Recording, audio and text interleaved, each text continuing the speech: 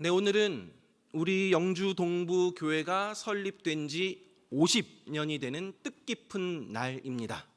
지난 1973년 3월 10일에 당시에 우일용 장로님 가정에서 23명이 모인 가운데 영주 동부 교회가 설립이 되었습니다. 그 후로 지나온 50년의 생활 동안 하나님께서 우리 교회를 붙들어 주시고 지켜주시고 많은 은혜를 베풀어 주셨습니다. 지금 이 자리에서 이렇게 하나님께 예배할 수 있다라는 것이 얼마나 큰 은혜인지 모릅니다. 바로 그 하나님의 은혜 때문에 희망을 품고 다시금 다가오는 50년을 힘차게 나아갈 수 있습니다.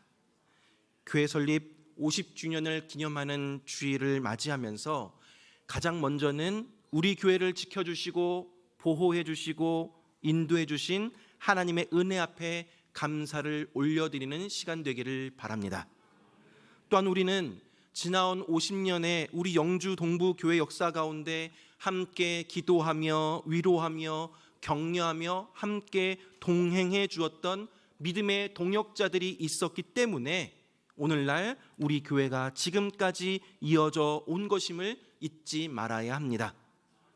교회를 위해 눈물과 땀으로 희생하며 헌신하였던 믿음의 선배들, 그리고 지금의 교회를 위해 늘 기도하고 한마음 한뜻이 되어 봉사하고 있는 신앙의 동역자들, 그리고 영적으로 돌봐주고 있는 교육자들을 향하여서 감사의 표현할 수 있는 시간 되시기를 바랍니다. 은혜로 지나온 50년을 보내고 이제 은혜로 지나갈 50년을 바라보고 있는 우리를 향하신 하나님의 마음은 무엇인지, 또 우리 교회가 어떠한 모습으로 나아가야 할지 말씀을 통해 함께 살펴보도록 하겠습니다. 3월을 시작하면서 우리 아이들이 새학년 새학기를 맞이하였습니다. 다들 한 학년씩 진급을 하게 되었고 초등학교, 중학교, 고등학교, 대학교로 입학한 아이들이 있습니다. 저희 딸도 올해 이제 중학교에 입학하게 되어서 교복을 입고 학교에 다니고 있습니다. 이제는 초등학교 때 자유롭게 입었던 복장으로는 더 이상 그 학교를, 중학교를 갈 수가 없습니다. 마찬가지로 고등학교 입학한 아이가 중학교 때 입었던 교복을 입고 그대로 그 고등학교로 갈 수는 없습니다. 고등학교의 교복을 새롭게 입어야 합니다. 새로운 신분에 맞게 이전의 교복은 벗어버리고 새로운 교복을 맞춰 입어야 합니다. 우리 그리스도인들도 마찬가지입니다. 우리가 구주를 믿어 하나님의 자녀가 되었고 새로운 신분이 되었으니 그에 맞는 옷을 입어야 합니다. 옛 사람의 정체성을 벗어버리고 예전의 삶처럼 살지 아니하고 새로운 정체성, 새로운 가치관을 가지고 새로운 삶의 방식을 추구하며 살아가야 합니다. 하지만 오늘 우리가 살펴볼 에베소 교회 성도들은 예수를 믿어 하나님의 자녀가 되었지만 여전히 옛 사람의 모습을 벗어버리지 못하고 있었던 상황입니다. 교회 설립 50주년을 맞이하면서 올 한 해 우리는 에베소서 말씀을 쭉 살펴보면서 우리 교회가 어떠한 모습으로 나아가야 할지 지금 살펴보고 있는 가운데 있습니다. 오늘은 세대 통합으로 예배를 드리기에 이 흐름을 모르는 분들이 계셔서 먼저 좀 배경을 다시 말씀드리도록 하겠습니다. 이 에베소 지역은 주로 무역로가 교차였던 상업의 중심지였습니다. 이 에베소 지역에서는 특히 고대 근동의 풍요의 신이었던 아데미 여신을 숭배했습니다. 에베소 사람들은 풍요를 누렸고 성적으로 문란한 생활을 하였지만 전혀 죄책감을 느끼지 않았습니다. 그런 에베소 지역에 사도 바울이 복음을 전하였고 그 복음을 받아들여서 예수를 믿기로 결심한 사람들이 모여들었습니다. 그들이 모여서 에베소 교회가 되었습니다. 그러나 예수를 믿고 교회의 일원이 되었어도 옛 사람을 청산하지 못한 사람들이 있었습니다.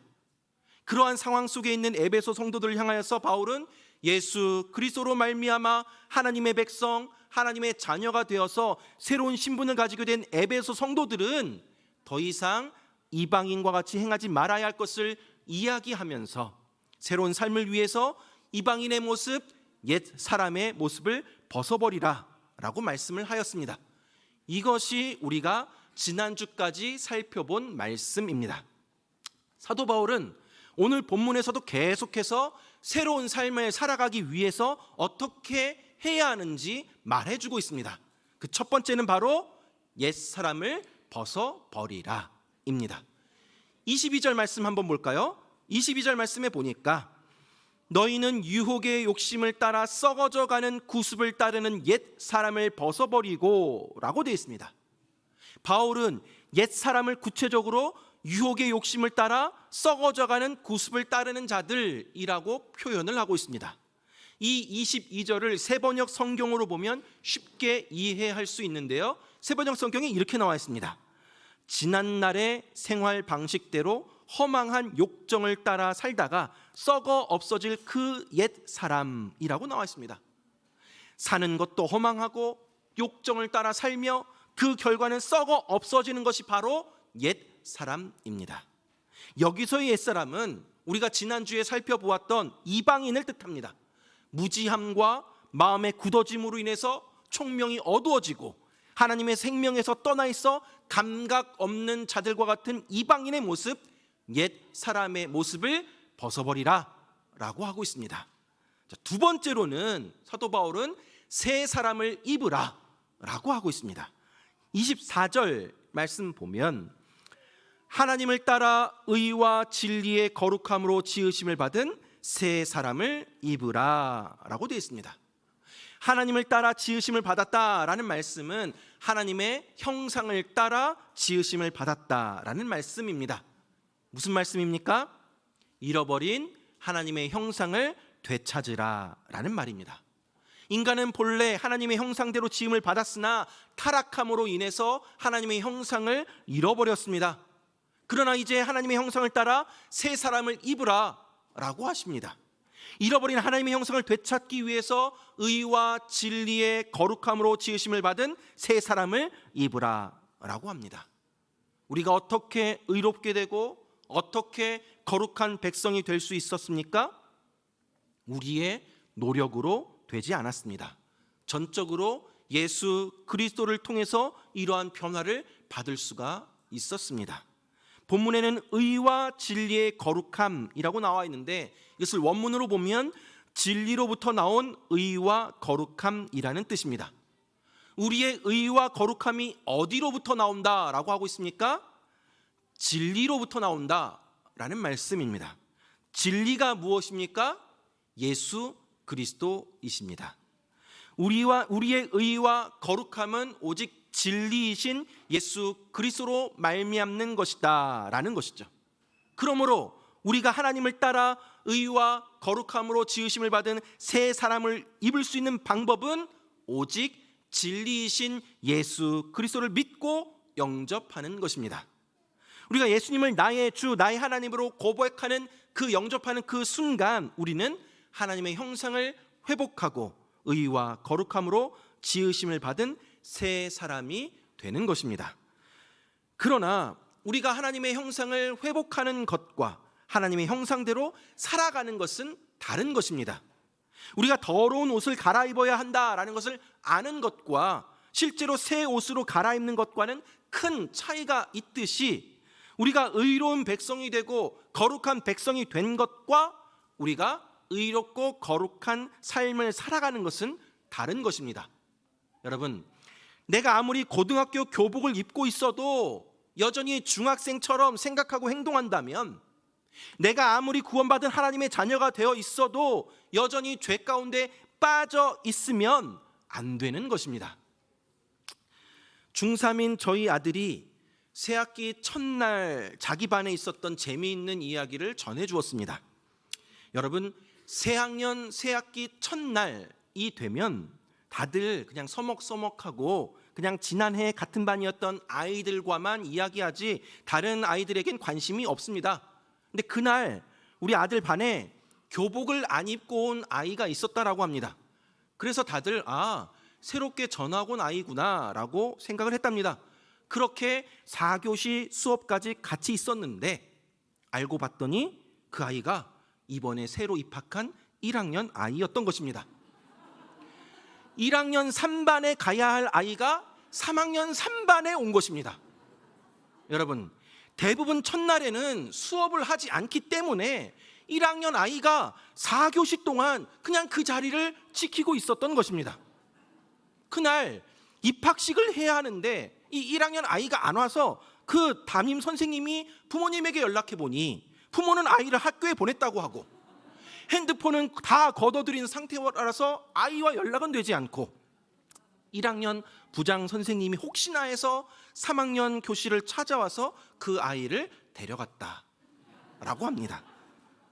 사랑하는 여러분, 우리 역시 마찬가지입니다. 우리도 1학년의 자리에 있어야 하는데 엉뚱한 3학년의 자리에 앉아있는 모습 아닙니까? 무슨 이야기입니까? 내가 예수 그리스도를 믿어서 하나님의 자녀가 되었고 신분상 새 사람이 된 것은 맞는데, 하지만 매일의 삶 속에서 새 사람의 신분에 맞지 않는 삶을 살아가고 있지는 않습니까? 있어야 할 곳에 있지 아니하고 잘못된 곳에서 방황하고 헤매이고 있지는 않습니까? 여전히 옛사람처럼 행동하고 있지는 않습니까?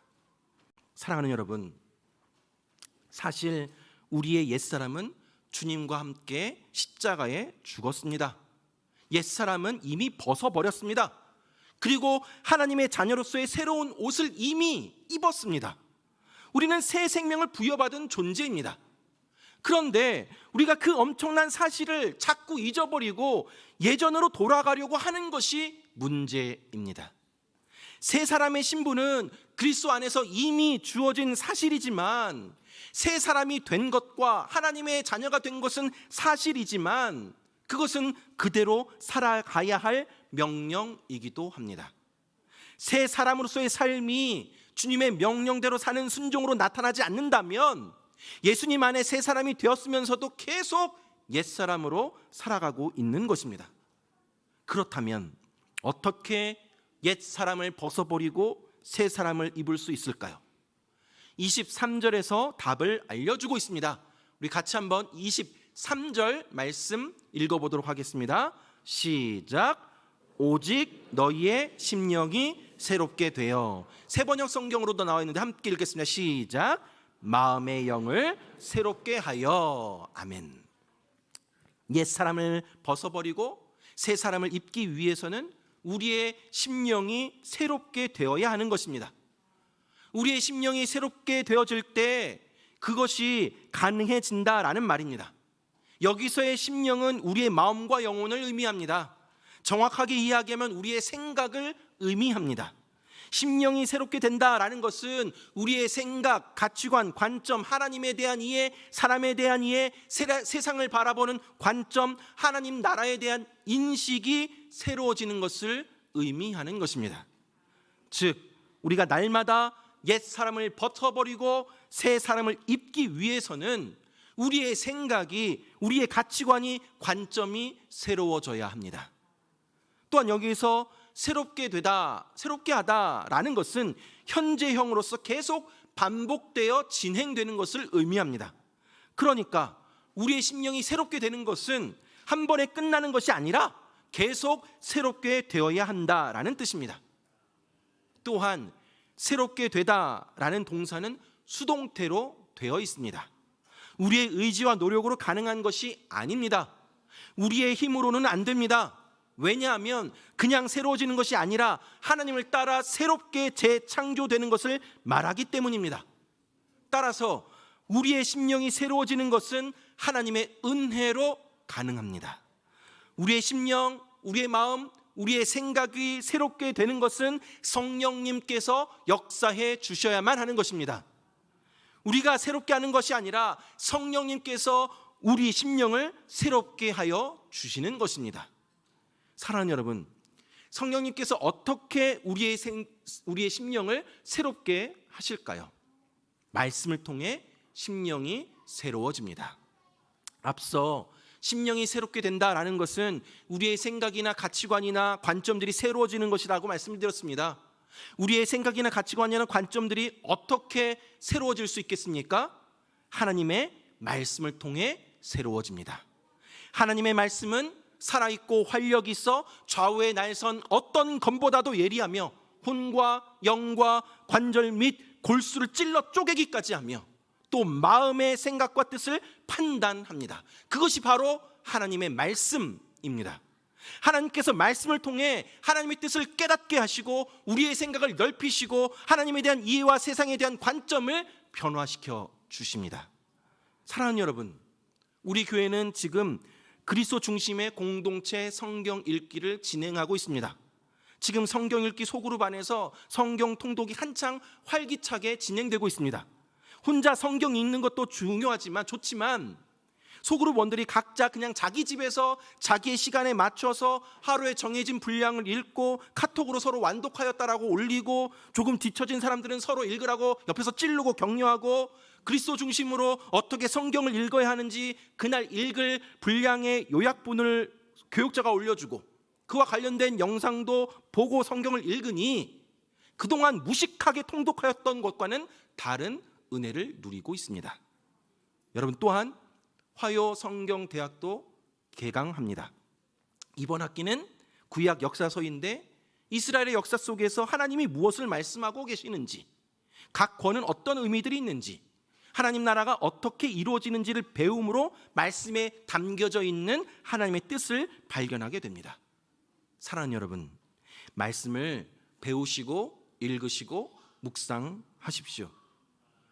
말씀으로 인해 세상의 관점이 아니라 하나님의 관점으로 세상을 보는 시각을 갖게 되고 가치관이 변하고 생각의 지경이 넓혀지게 됩니다. 여러분, 지금도 늦지 않았습니다. 성경 통독에 참여하시고 성경 대학을 수강하십시오. 말씀을 통해 심령이 새로워지는 놀라운 역사를 경험하게 될 줄 믿습니다.